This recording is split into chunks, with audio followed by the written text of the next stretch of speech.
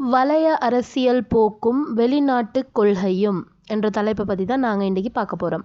அனுராதபுரத்தில் பின்னரை காலத்தில் தென்னிந்தியாவின் அரசியல் நிலைமை இலங்கை அரசியலில் தாக்கத்தை ஏற்படுத்துச்சு. அது என்னன்னு சொன்னால், இலங்கை என்னத்தான் இந்து சமுத்திரத்தில் உள்ள ஒரு தனித்தீவு அப்படி இருந்தாலும் இலங்கைக்கு மிக பக்கத்தில் இருக்கிற நாடு தான் இந்தியா.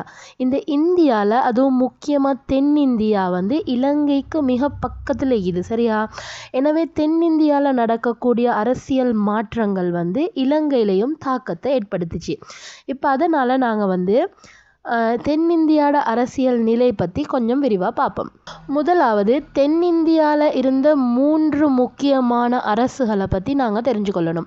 அந்த அரசுகள் என்னன்னு சொன்னால், அதாவது இலங்கை மீது தாக்கம் செலுத்திய 3 முக்கியமான தென்னிந்திய அரசுகள் என்னன்னு சொன்னால், பாண்டிய அரசு, பல்லவ அரசு, சோழ அரசு. ரைட், முதல்ல நாங்கள் பாண்டிய அரசு பற்றி பார்ப்போம். இந்த பாண்டிய அரசு எடுத்துக்கொண்டால் அதோட அமைவிடம் என்னன்னு சொன்னால், தென்னிந்தியாவின் கிழக்கு கரையோரமாக இலங்கைக்கு மிக பக்கத்தில் அமைந்துள்ள ஒரு அரசு தான் பாண்டிய அரசு. ரைட், இந்த பாண்டிய அரசோட தலைநகர் எதுன்னு சொன்னால் மதுரை. இந்த பாண்டிய அரசு பலம் பெற்றிருந்த காலம் எதுன்னு சொன்னால், கிறிஸ்துக்கு பின் 6ஆம் நூற்றாண்டின் இறுதி காலம் முதல், அதாவது 6ஆம் நூற்றாண்டோட கடைசி பகுதியில் இருந்து பாண்டிய அரசு பலம் பெற்று விளங்கியது. ரைட், அடுத்தது பல்லவ அரசு. பல்லவ அரசோட அமைவிடம் என்னன்னு சொன்னால், தென்னிந்தியாவின் சோழ அரசுக்கு வடக்கே பல்லவ அரசு அமைந்திருந்தது. ரைட், இந்த பல்லவ அரசோட தலைநகர் எதுன்னு சொன்னால் காஞ்சிபுரம். அதே மாதிரி இப்போ நாங்கள் ஏற்கனவே பாண்டிய அரசு பலம் பெற்றிருந்த காலம் பார்த்தோம் தானே, அது மாதிரி இந்த பல்லவ அரசு பலம் பெற்றிருந்த காலம் எப்போன்னு சொன்னால், கிறிஸ்துக்கு பின் 7ஆம் நூற்றாண்டில் இருந்து கிறிஸ்துக்கு பின் 9ஆம் நூற்றாண்டு வரையான காலம் வரை இந்த பல்லவர்கள் பலம் பொருந்திய அரசாக விளங்கினாங்க. ஓகே, அடுத்தது தென்னிந்தியாவின் முதலாக பேரரசாக உருவாகிய ஒரு அரசும் இந்த பல்லவர்களுடைய அரசு தான். ரைட், அடுத்தது நாங்கள் பார்ப்போம் சோழ அரசு. இந்த சோழ அரசை எடுத்துக்கொண்டால் அவங்களோட அமைவிடம் என்னென்னு சொன்னால், பாண்டிய அரசுக்கு வடக்கே தென்னிந்தியாவின் கிழக்கு கரைக்கு பக்கத்தில் சோழ அரசு அமைந்துள்ளது. ரைட், இவர்கள் பலம் பொருந்திய காலம் எப்போன்னு சொன்னால், கிறிஸ்துக்கு பின் 9ஆம் 10ஆம் நூற்றாண்டுகளில் சோழர்கள் பெரும் பலம் பொருந்திய பேரரசாக தென்னிந்தியாலேயே உருவெடுக்கிறாங்க. ரைட், இந்த சோழர்களுடைய தலைநகர் எதுன்னு சொன்னால் தஞ்சாவூர். இந்த சோழ பேரரசு இலங்கையையும் கைப்பற்றி ஆட்சி செய்வாங்க. நாங்கள் அதை புறம் விரிவாக பார்ப்போம். ரைட், சோழ பேரரசில் இருந்த மன்னர்களான ராஜராஜ சோழன், ராஜேந்திர சோழன் மன்னர்களால் அனுராதபுரம் கைப்பற்றப்பட்டுச்சு. இப்படி தென்னிந்தியாவில் காலத்துக்கு காலம் ஒவ்வொரு அரசு பலம் பொருந்தியதாக காணப்பட்டது. எனவே இந்த காலத்துக்கும் தேவைக்கும் ஏற்ப இலங்கை மன்னர்கள் என்ன செஞ்சாங்கன்னு சொன்னால், பாண்டியர்களோடையும் பல்லவர்களோடையும் நட்புறவோடு செயற்பட்டாங்க. ஏன் நட்புறவோடு செயற்பட்டாங்கன்னு சொன்னால், பாண்டியரும் பல்லவரும் சோழரும் தென்னிந்தியாவில் பலம் பொருந்தி காணப்படுற 3 பேரரசுகள் சரியா. இந்த 3 பேரரசுகளுக்கும் ஒருத்தர் ஆகாது, பகைவர்கள். இப்போ பாண்டியருக்கு பல்லவரை பிடிக்காது, பல்லவருக்கு சோழரை பிடிக்காது, சோழரை பாண்டியருக்கு பிடிக்காது, இப்படி ஒவ்வொருத்தருக்கும் ஒவ்வொருத்தரை ஆகாது. ரைட், எனவே இலங்கை மன்னர்கள் என்ன செய்கிறாங்கன்னு சொன்னால், பாண்டியர்கள் இலங்கை மீது அதிகாரம் செய்ய வர்ற டைமில் பாண்டியர்களோட எதிரியான பல்லவர்களோட இலங்கை நட்புறவு கொண்டு உதவி தேடிச்சு. ரைட், அதே மாதிரி சோழர்கள் அதிகாரம் செய்ய வந்த டைமில் சோழர்களோட எதிரியான பாண்டியர்களிடம் இலங்கை மன்னர்கள் நட்புறவு கொண்டாங்க. இது ஒரு ராஜதந்திர முறைதான். ரைட், அடுத்தது என்னன்னு சொன்னால், ராஷ்டிரகூடர் எனும் அரசு ஒன்று இந்தியாவில் உருவாகி எழுச்சி பெற்ற காலத்திலையும் இலங்கை மன்னர்கள் இந்த ராஷ்டிரகூட அரசோட நட்புறவை பேணுது. ஏன்னு சொன்னால், அவங்க இலங்கையை ஆக்கிரமிக்காமல் இருக்கிறதுக்காக வேண்டி அவங்களோட ஃப்ரெண்டாக இருக்குது. ரைட், இப்படி என்னதான் இலங்கை மன்னர்கள் தென்னிந்திய ஆக்கிரமிப்புகளில் இருந்து தங்களை காத்து கொள்றதுக்காக தந்திரமாக செயற்பட்டாலும், அதாவது ஒரு அரசோட நட்புறவு கொண்டாலும், அனுராதபுரத்தில் கடைசி காலத்தில் என்ன நடக்குதுன்னு சொன்னால், தென்னிந்திய ஆக்கிரமிப்புகள் இலங்கை மீது ஏற்பட்டுச்சு. இப்படி இலங்கை மீது தென்னிந்திய ஆக்கிரமிப்புகள் ஏற்பட காரணங்கள் என்னன்னு சொன்னால், முக்கியமான காரணம் 2.